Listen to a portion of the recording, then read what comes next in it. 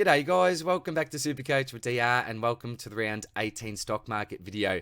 This is the Dusty Carnage edition. It's been a big question this week. Thank you very much to all the requests that I have had sent through to me, either through Twitter or through YouTube. I really do appreciate that. I'll give you all a little bit of a shout out in a minute, but clearly, and this is a really obvious one this week, the big question on everyone's minds is what on earth do we do with Dustin Martin? It's a really easy answer to that. We trade him. But then who do we look to actually bring in? Now, coaches are in different positions here. Some have a little bit of extra cash in the bank to spend. Lucky coaches may have 3 to 4 trades if you're really in a good position. But I think for most people, we're probably down to either none, 1 or 2. If you've got none, there's nothing you can do about it. That's really unfortunate. Hopefully, you've got some decent bench cover. But if you have got 1 or 2, then you do need to spend at least one of those on taking out Dustin Martin. He is out for the season, as we know. Super unfortunate because he's a very highly owned player. Fun fact, I think now Jack Zeeble is the highest owned player in Supercoach. But what do we do with Dusty? I'm going to take you through a number of different options from a number of different price ranges. We'll take a look at 3 premiums. Then we'll look at some blokes in between that 450 to 500k mark, then 400 to 450. And then we'll also take a look at a couple of the budget options that you may need to take a little bit of a risk on. So let's get straight into it, guys. I'll start off by going through what some of the requests are, then get right into the big question. Who on earth do we bring in for Dusty? From Twitter, we've got Abs, Josh, Jack Jones, Aussie Roscoe, Gator, Isaac Place, aka Placey. How you going, champion? Kirk, Jordan Knapp, Cody, and Johnny Court. Thanks for that. From YouTube, we've got the Supercoach Pod. Loving your stuff, mate. Mia, SDS, how are you, champion? Oren, Supercoach Pro. Also loving your stuff, buddy. Jeremy Bell, Richie Tolliday, how are you, mate? Josh, Maddie Jenkin, Jeremy Davidson. And then Adam, Corey, Aman, D-Mac, Tony, and Emmett. So you will notice that there is a really common theme, as I mentioned in the intro. Lots of it is, what do I do with Dusty? Let's check out the first premium selection. The first primo selection we'll take a look at here is the Magician Dane Zorko. He'll set you back 604,300, a nice season average of 110. But unfortunately, there's nothing magic about his 3-round average. Only a 94 there, really high break even of a 180. Coming up against Gold Coast. Now, in the past, he's had some really big games, and then he's had some really poor games. His poor games have largely been due to the fact that Tuke Miller has paid a lot of attention to him during these matches. Now, will that happen this time? I don't think so, because Miller's got a bit of a different role now. He's more of a hunter, and he's a dangerous player if you don't actually pay a little bit of attention to him. Now, Brisbane aren't really a tagging side, so we always back our own midfield against the opposition, but I'm not sure this week what his score's going to be like. I wouldn't be surprised if we see a really big one, but at the same time, I wouldn't be surprised for it to be around that 3-round average. So if I'm paying 604k for someone, I want them to be in some pretty nice form. You know, maybe a Bont or something like that, who's been a little bit quiet the last few weeks. Sure, jump on him, but Zorko is certainly no Bont. At this stage, I would be avoiding for now. But on the positive side of things, as I said, he's had a really good season, still playing that midfield role, has been spending a little bit more time forward, but have a look at that fixture coming up. Gold Coast, Hawthorn, Freo, Collingwood, and the Eagles. So got a really nice run coming up, and he could actually go big. I think that the Lions are a little bit off at the moment, lacking a little bit of energy, and Zorko is the type of bloke to bring that energy back. So I'm hoping that he bounces back as an owner, but if I was looking to trade someone in for Dusty this week, if I had over 600k, I probably wouldn't go with this man. However, with the next man we've got here, Patrick Dangerfield, I would have no hesitations bringing him into my side if you've got around the 600k mark, or in this case, under the 600k mark. Look, why do we love Danger? We know what he's done in the past for us. Sure, he's getting older. That average has been declining over the last few years now, but he's still a champion. He's still got a massive ceiling. We saw what he did just a few weeks ago, that massive 180 score. So he's a man that is capable of really hurting you if you don't have him. Look, who's he coming up against? Richmond, North, GWS, St Kilda and Melbourne. So a pretty good run there, I think, particularly that North Melbourne game. Traditionally, midfielders score pretty well against Richmond. They seem to leak a few points to opposition midfielders. So there's a lot to like about this selection at the moment. Sure, a few weeks ago you were getting him at a real bargain price, but if you do have the money to spend up, I would not look past Patrick Dangerfield. I think it'd be a terrific selection. That 3-round average, 138. That's one of the best in the comp at the moment. So go with Dangerfield if you don't have him.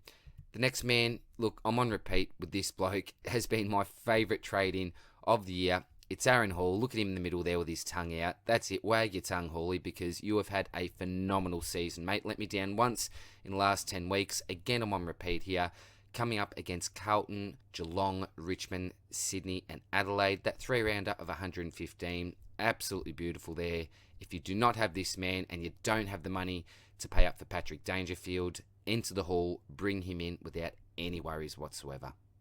Now, the first option we'll take a look at under 500k. Remember, we are going in order according to price here. Is this man, Jordan De Goey. Got NDHP written all over him. Cannot believe I'm contemplating this, but I think he's probably my number one selection within the price range of 450 to 500k as a trade-in target for Dusty Martin. Now, why is this? Look, we take a look at his overall scoring for the season here.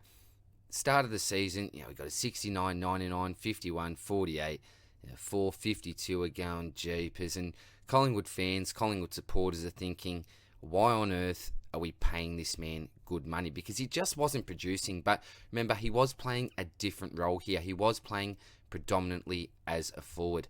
But fast track onto round 13 to 18. So I've got a 115, had a bit of a break in between, comes back with a 114, a 124, and a 114. So talk about a model of consistency.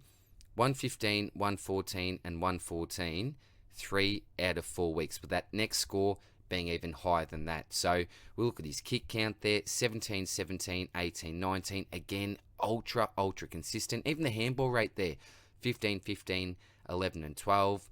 Marking the ball a lot more, can see that in the last few weeks. His tackle count, we saw lots of zeros sort of early to midway in the season there.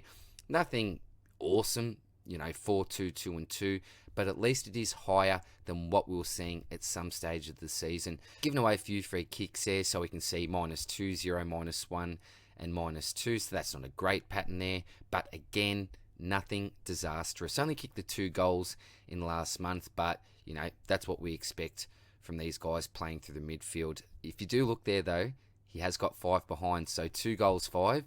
Does go to show that he is still having opportunities to hit the scoreboard. That's 7 shots within the last month, so he does have the opportunity to almost go at a couple of goals a game if he does improve that accuracy a little bit. So 3-rounder of 117, a break even of 56.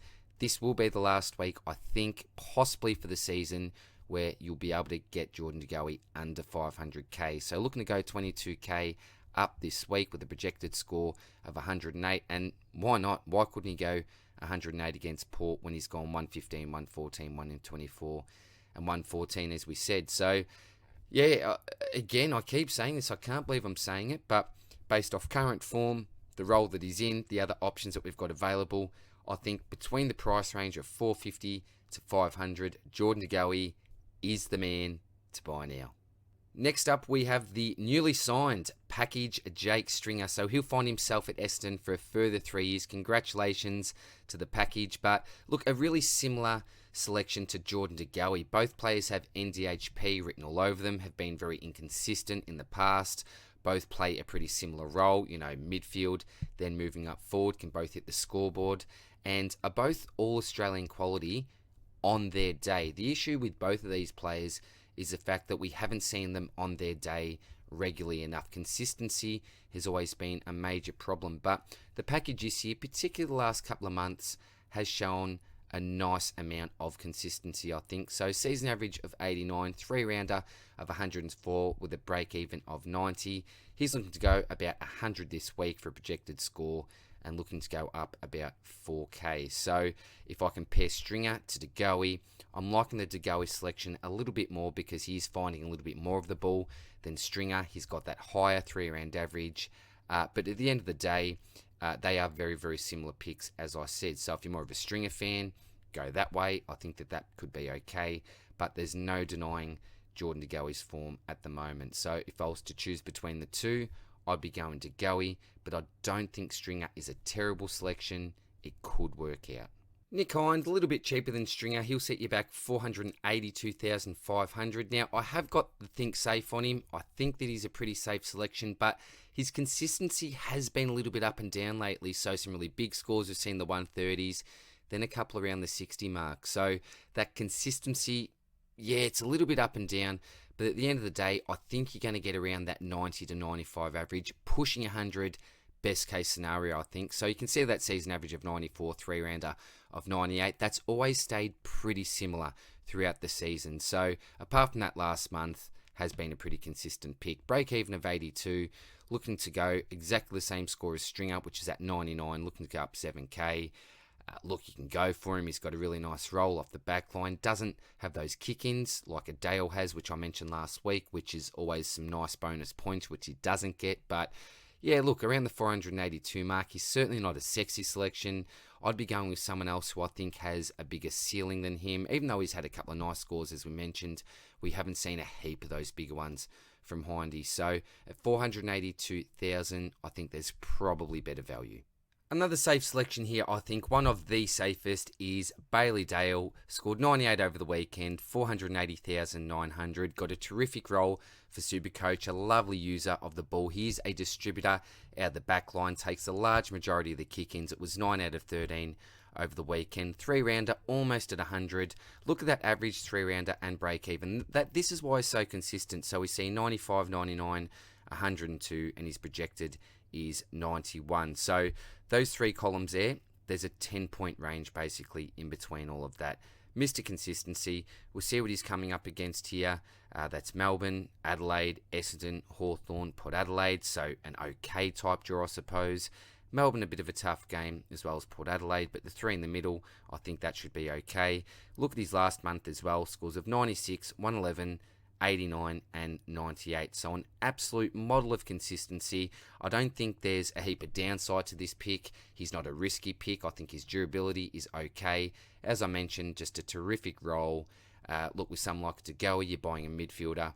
With someone like Dale, you're obviously buying a defender. And they're both available in our forward lines, believe it or not. So, yeah, if you're looking for a safe pick, I think that Bailey Dale is definitely the man that you go for. And personally, for me this week, it's going to be a decision between Dale and Jordan De Goa. The next bloke, Isaac Smith, is a real pod selection that does deserve a little bit more respect. He's someone that I've never really taken a really close look at this year, but he has been ultra consistent, particularly recently. So we see that round 18 score of 99. Then we look back to round 14. So 104, 105, 92, 104, and as I mentioned, that 99. So similar to Dale, if you're looking for consistency, then Isaac Smith could be a man. And something else that he has as a little bit of a bonus is that DPP status. That can always be handy for us as well.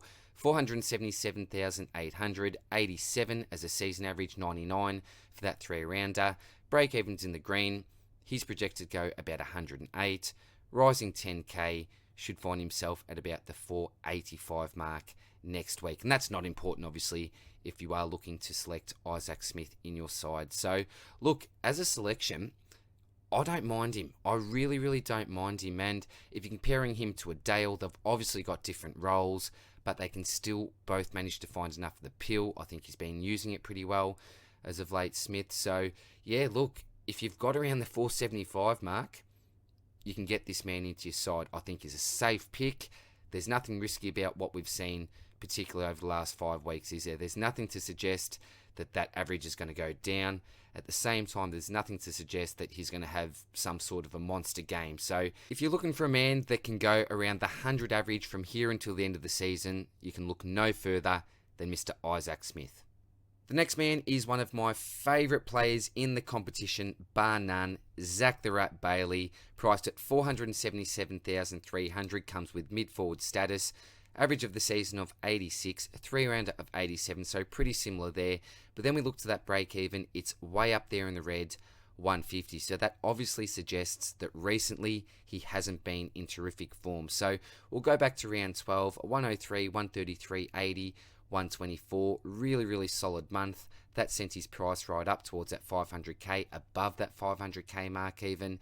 But then in round 17 and 18, gone a little bit quiet, and this can happen with Bailey, a 76 and then a 61. But that's pretty reflective of how Brisbane have played as a team the last couple of weeks. They've gone quiet, and it's no surprise that Zac has gone a little bit quiet also. But look, what do we love about this selection? It's his ability to impact the scoreboard. He's such a great shot at goal. You know, had bags of 4, 3, 2. He regularly gets goals. So that's a real upside to this pick. However, he doesn't get a lot of the peel, and he's one of those players that's low possession, high impact type. But what we did see between rounds 12 to 16 in particular was him managed to find the ball a lot more. You know, a couple of games there, 25, 26 disposals. That's really what we wanted to see from Bailey in order for him to really increase that average. But the trouble he's had, as I've mentioned before, is having the ability to do this consistently. Now, if he's played in the guts as a full-time midfielder, he would be a terrific scorer and got the ability to go really, really big. But unfortunately, he does spend a fair bit of time around that half-forward line. And look, it's unfortunate for us as Supercoach owners, but from a Lions point of view, he's just so dangerous.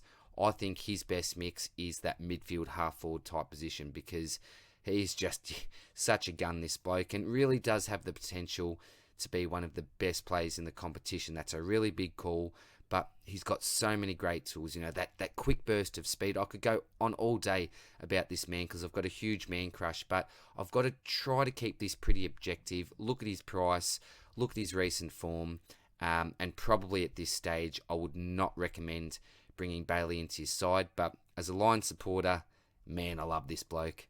The next bloke, Rowan Marshall, I brought into my side last week. He played a super game. That 127 could have been closer to a 150. He did miss a couple of goals about 40 metres out straight in front.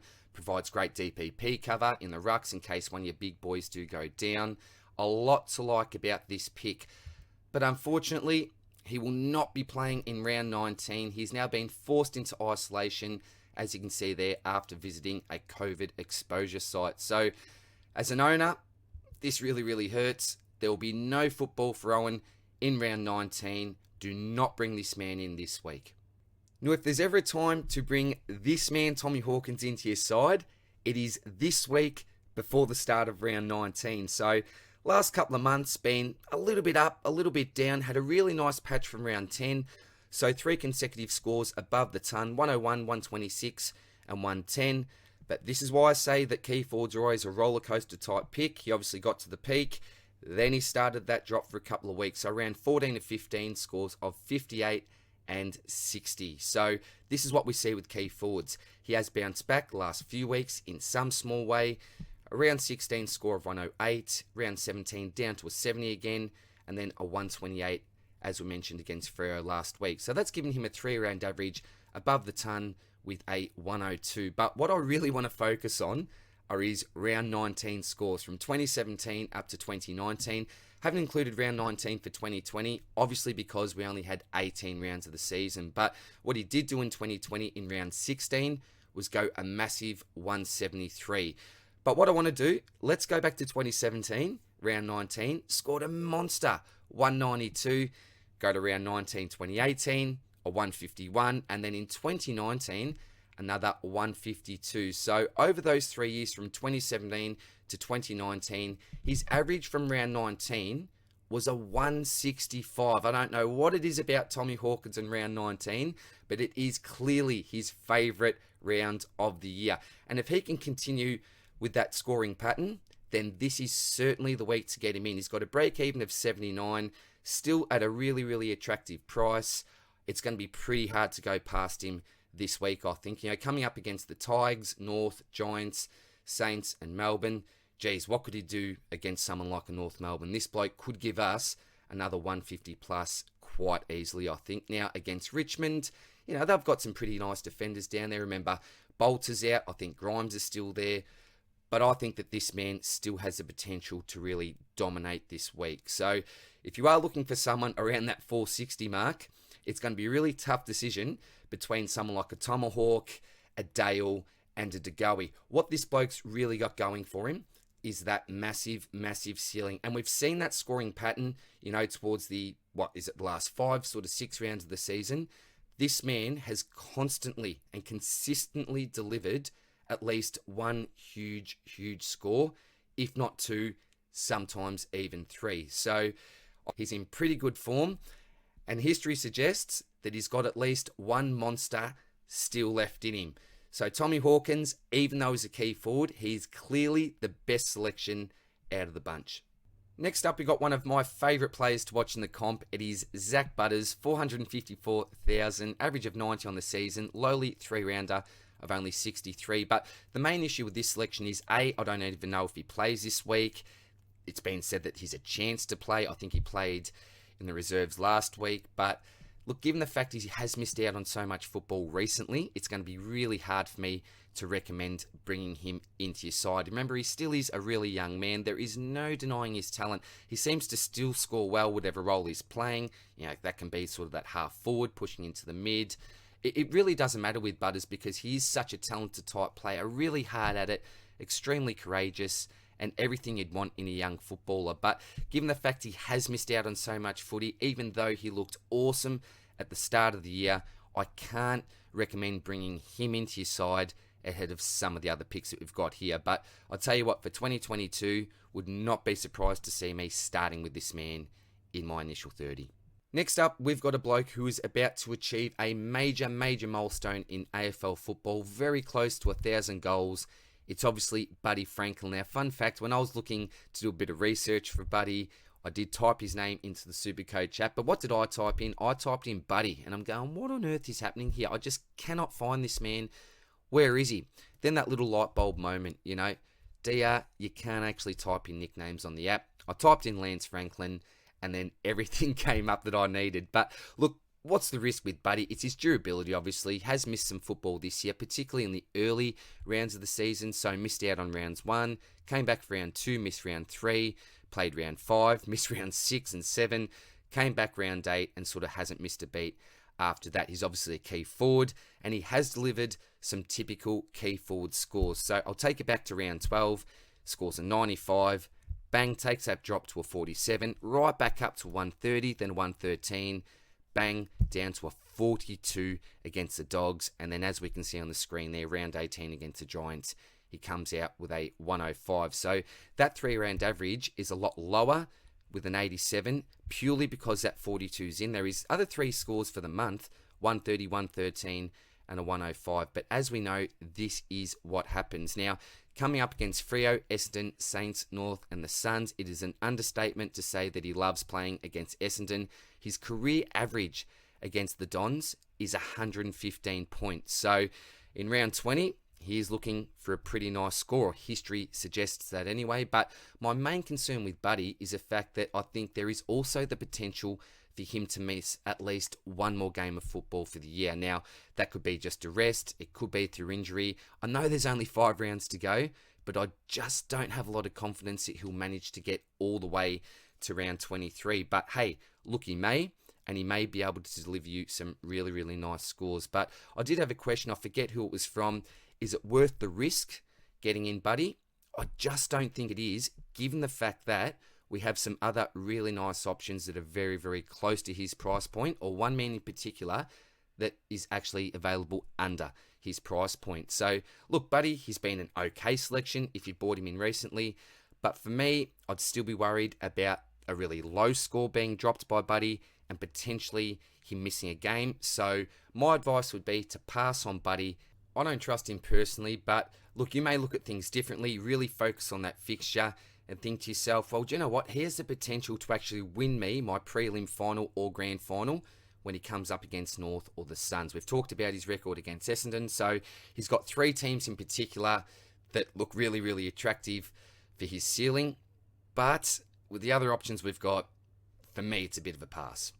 Next up, we have a really interesting selection in Maddie Kennedy. So he provides DPP status, mid-forward eligible. He'll set you back 434,100. Season average of 73, so nothing to write home about there. But a nice 3-rounder of 94, particularly for the price that you'll be paying. His upcoming fixture coming up against North, so that suggests that there may be a nice score coming up this week. The Saints, the Suns, Port, and then finishes off with the Giants. So what's his role? Well, he does play that inside midfield role. Had a nice CBA count last week, attended 21 out of 25, so that's really nice. The only Carlton midfielder to attend more was Sam Walsh with 22 out of 25. Also remember last week, Paddy Cripps was not in the side. Is that a reason for his higher amount of CBAs? Well, not necessarily, because we do go back to rounds 14 and then 16. He scored a 115 and a 116. Paddy Cripps was playing in both of those games. And I think what Kennedy does allow Cripps to do is spend a little bit of time up forward, or a little bit of extra time up forward, because they can rely on this man to get the job done. Now, a concern I do have with Kennedy is his scoring pattern. So he tends to go a really good score, then a bit of a dud. So again, from round 14, we've got a 115, a 70, a 116, a 67, and then that 100 against Collingwood last week. So that pattern would suggest, if we continue with that pattern, that he is up for a lower score this week, but we can't always simply rely on that. You know, there's nothing to suggest this week that against North Melbourne, he's going to pump out a 60 to a 70 type score. But at the same time, there's nothing to say that he's guaranteed to reach those three figures again. So, look, what do I like about the pick? I like the fact that he's got that inside midfield role. You know, his tackle count's been pretty good over the last 3 weeks, 6, 5, and 7. I'll go through his disposal count. So, it's interesting, actually. So, if we go back to that round 14, so he had 27, 15, 24. He then goes up, has 22, 18, and 26. So that disposal count has been a little bit inconsistent, and that is obviously the reason for those lower scores at times. You know, those 67s and those 60 type scores. Has kicked a couple of goals in the last month, which is handy.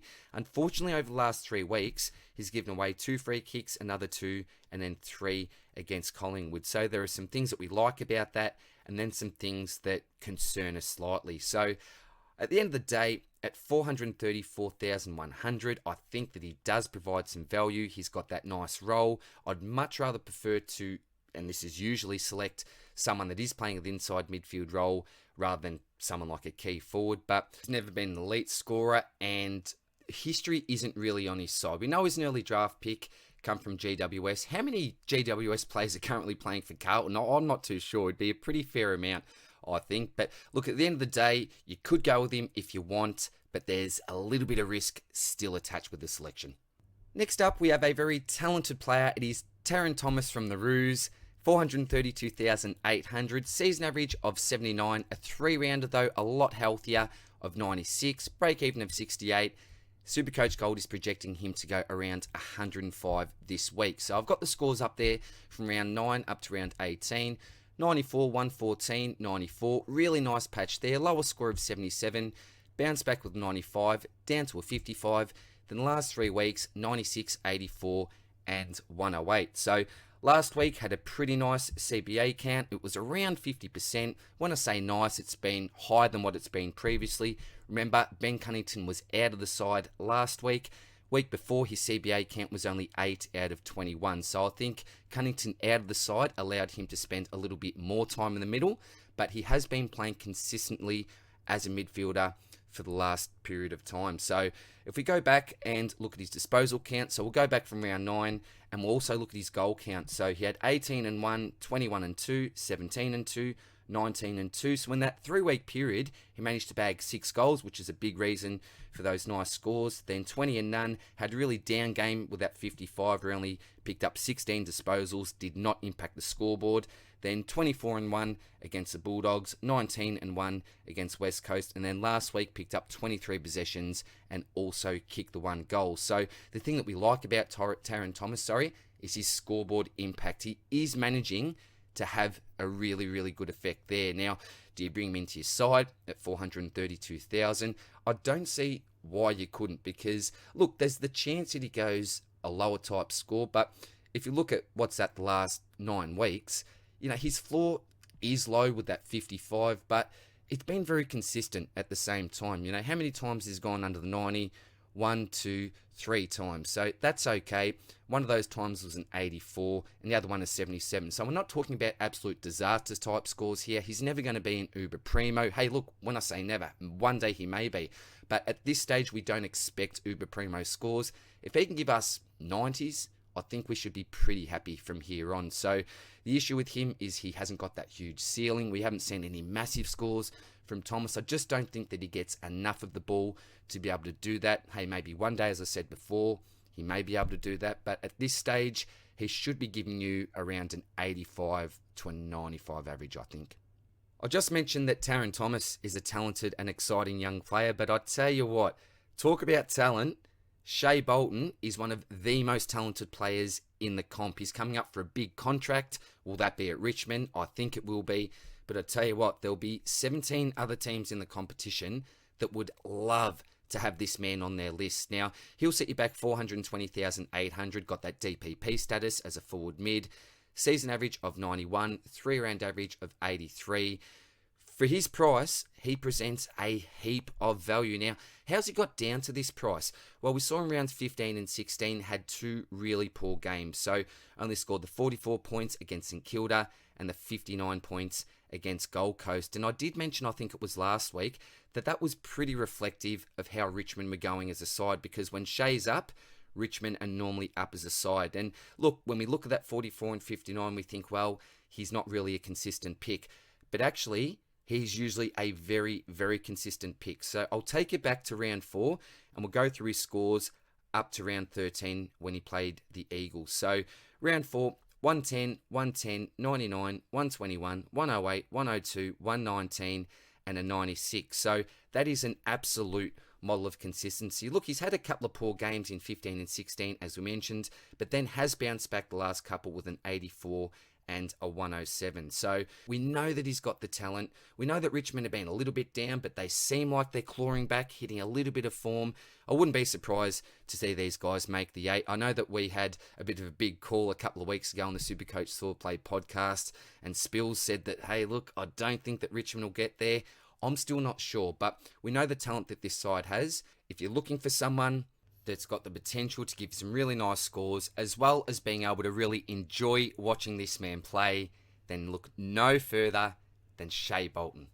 Next up, we've got some budget options under 400k that have been requested this week, and there's one thing you'll see in common: they are all key forwards, and I think that's a big reason why these blokes find themselves under 400k. There's a lot of fluctuation with these prices, depending if they go on a really hot run, then a cold run, so you will find these players from time to time even around that 450, even pushing 500k. We saw what Tex did at the start of the season, but obviously his form's really dropped off. But look, it's a bit of a mixed bag, as I mentioned. What I'd be focusing on is probably their upcoming draw. So we see Tex Walker playing the Hawks, Dogs, Port, Melbourne and North. Clearly out of these 4, he's had the most successful season with an average of 90.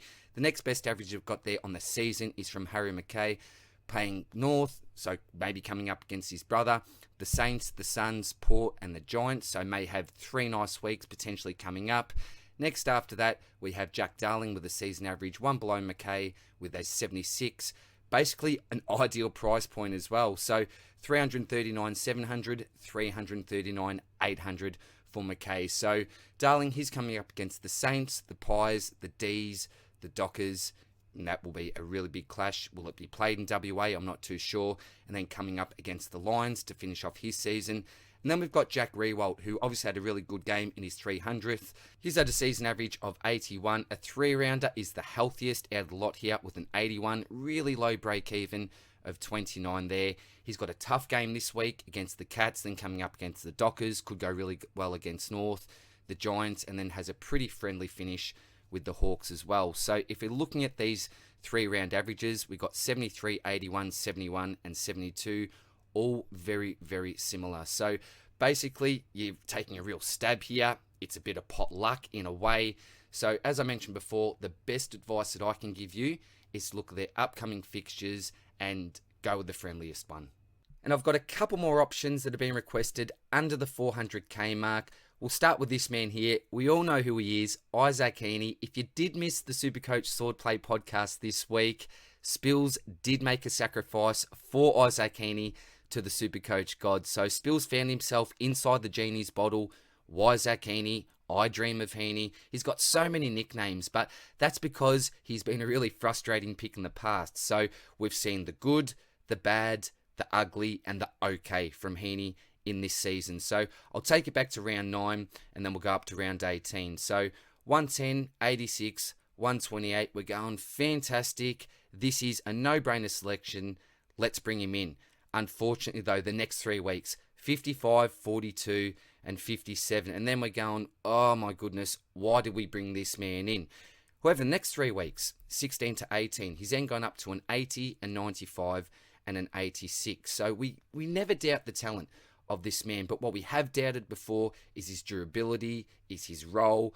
They've said for years and years, you know, he's a midfielder. He's going to get his chance through the midfield. Still hasn't happened. Callum Mills has got that opportunity finally this year, and we've seen that he has been able to take his game to the next level. But with Heaney, he's always going to be a risky type pick. My favourite saying from him is that he could step on a rock and just roll his ankle. So, look, you may be copying the 55s and the 42s, or on the other hand, you may be getting those 128s to those 95s. So, if you're looking for an ultra risk that may pay off slightly, you can go with this man, but I can never recommend him. And I do have to give a quick mention to the Lizard. Who am I talking about? Of course, it is Nick Blakey. 307,100, has been in okay form the last few weeks, 78, 92, and the 79. So we're not talking about massive scores here, but you are able to get him at just above 307k. He is also a forward mid with DPP status that may come in handy if you're really struggling for cash.